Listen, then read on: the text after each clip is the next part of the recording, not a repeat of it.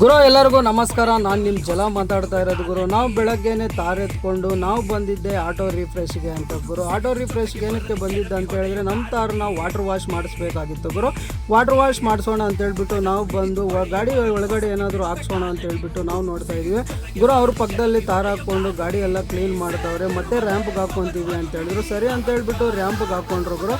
ರ್ಯಾಂಪ್ಗೆ ಹಾಕ್ಕೊಂಡು ನೀರೆಲ್ಲ ಹೊಡಿತಾವ್ರೆ ನೋಡಿ. ಮೂವರು ಬಂದು ತೊಳಿತೀವಿ ಅಂತ ಹೇಳಿದ್ರು. ಸರಿ ಅಣ್ಣ ಬೇಗ ಗಾಡಿ ಕೊಡಬೇಕು, ಎಲ್ಲ ನಾವು ಹೊರಗಡೆ ಹೋಗಬೇಕು ಅಂತ ಹೇಳಿದ್ವಿ.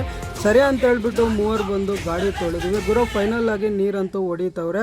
ಒಂದು ಸತಿ ಅಲ್ಲ ನಾವು 2 ಸತಿ ನೀರು ಹೊಡಿತೀವಿ ಅಂತ ಹೇಳಿದ್ರು. ಸರಿ ಅಂತ ಹೇಳ್ಬಿಟ್ಟು ಗಾಡಿ ಎಲ್ಲ ಕಂಪ್ಲೀಟ್ ಮಾಡಾಕಿದ್ರು ಗುರು.